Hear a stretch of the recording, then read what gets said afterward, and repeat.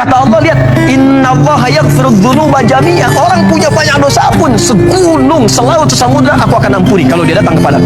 Kata Allah, wa idza sa'alaka ibadi, hei hambaku yang soleh yang mau dekat, datang. Kalau hamba soleh mau ke masjid, gak usah ditanya, emang sudah soleh. Yang menarik nih, yang salah, tiba-tiba mau datang, tobat, sujud, nangis. Ketika orang-orang ini datang menghadap kepada Allah, tiba-tiba Allah sampaikan, ujibu da'watad da'i idza da'ani. Dua hamba ini kalau datang kepadaku pasti akan punya permintaan. Yang soleh minta surga, yang salah minta diampuni dosa-dosanya. Apa jawaban dari Allah? Kata Allah, kalau keduanya bermohon kepadaku, pasti aku akan kabulkan. Siapa di antara kita yang ketika sholat memohon kepada Allah solusi? Jangan-jangan selama ini sholat itu hanya menjadi formalitas saja. Takbir, ruku, sujud, salam, selesai. Takbir, ruku, sujud, salam, selesai. Padahal Allah sudah menunggu hambaku, kamu itu punya masalah apa? Makanya setiap waktu dibagi 5 supaya hidup kita ringan. Subuh ke zuhur punya masalah, zuhur sholat. Begitu kita mohon, tuntas masalah itu. Zuhur ke asar punya persoalan, asar sholat. Dijawab oleh Allah, tuntas persoalan itu. Siapa di antara kita yang ketika sholat memohon kepada Allah solusi? Jangan-jangan selama ini sholat itu hanya menjadi formalitas saja. Takbir, ruku, sujud, salam, selesai. Takbir, ruku, sujud, salam, selesai. Padahal Allah sudah menunggu hambaku, kamu itu punya masalah apa? Makanya setiap waktu dibagi 5 supaya hidup kita ringan. Subuh ke zuhur punya masalah, zuhur sholat. Begitu kita mohon, tuntas masalah itu. Zuhur ke asar punya persoalan, asar sholat. Dijawab oleh Allah, tuntas persoalan itu. Ya Allah, pernah nggak berdoa begini? Mudahkan urusan saya dalam pekerjaan, supaya saya bisa menaatimu dalam kehidupan. Ya Allah, anugerahkan kepadaku rizki dari hasil ikhtiarku, supaya aku bisa maksimal menaatimu. Hamba ingin berzakat, ya Allah. Hamba ingin berhaji, ya Allah. Pernah nggak sertakan itu? Nah, itu parameter keimanan di situ. Nah, saat meminta, itu disertakanlah kalimat Rahman, rahmat Allah yang menyertai aktivitas hamba untuk mampu mengenal dan menaatinya dalam ibadah. Anda ingin memulai usaha sehebat apapun, walaupun nggak ada modal, nggak ada apapun, hal pertama, modal terbaik yang Anda mesti lakukan adalah berprasangka baiklah kepada Allah Subhanahu wa Ta'ala. Safa, positive thinking kepada Allah. Allah sudah janjikan kepada saya, maka saya akan memenuhi apa yang Allah perintahkan, dan akhirnya Allah memberikan apa yang dijanjikan. Betul? Kalau Anda memulai dengan perasaan yang baik, yang positif, nanti Allah akan angkat Anda berada di puncak seperti Sayyidah Hajar naik ke atas bukit itu. Betul? Dan perasaan Anda pun akan enak. Tapi kalau belum apa-apa Anda sudah negative thinking kepada Allah, maka mohon maaf, jangankan rizkinya, maka usaha Anda pun tidak akan maksimal, effortnya akan sangat kurang. Anda baru mau ke kantor, terus tiba-tiba melihat mendung, ya, terus orang udah mulai macet, terus negatif muncul di situ, ya, mendung, macet. Terus apakah dengan mengatakan ya mendung dan macet, kemudian macet itu akan terurai, mendung itu akan sirna? Tidak. Sampai Anda bikin status pun nggak akan pernah kelar. Ceklik hari ini Bekasi macet, terus Anda ngapain?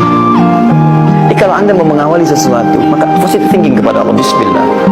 Allah yang bikin mendung, Allah yang bikin terang, gak ada bedanya. Bismillah, saya diperintahkan, saya jalan. Tak bisa, kemudian saya coba cari alternatif. Macam mana usaha? Paham ya?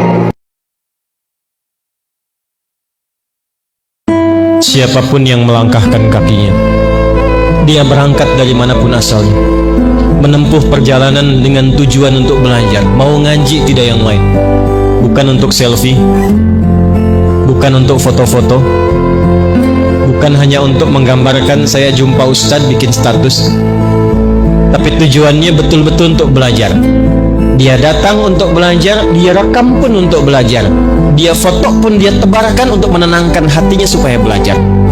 Apa yang Allah berikan kepadanya dari sejak dia berangkat sampai dengan ke majlis ilmu, sampai dia pulang, Allah perintahkan malaikat mencatat langkahnya untuk meringankan langkah ia saat hisab menuju surganya. Hadisnya sahih. 2. Nanti kalau Anda ada ustadz lain lagi, praktekkan hadis ini. Sejak dia berangkat, duduk sampai pulang, Allah perintahkan satu malaikat khusus membentangkan sayapnya, memberikan ridha kepada penuntut ilmu itu. Dan di antara ridhanya Allah itu, ya, melalui malaikat tadi, itu ada 2. 1, mengaminkan doa-doa yang dimohonkan. Nah, jadi kalau nunggu penceramah, nunggu kiai, nunggu tuan guru, nunggu al-habib, habaib misalnya, ustadz, itu jangan banyak kita melakukan hal yang tak penting. Mungkin itulah cara Allah yang diinginkan untuk mengabulkan permohonan kita selama ini. Itu pertaruhannya, datang minta.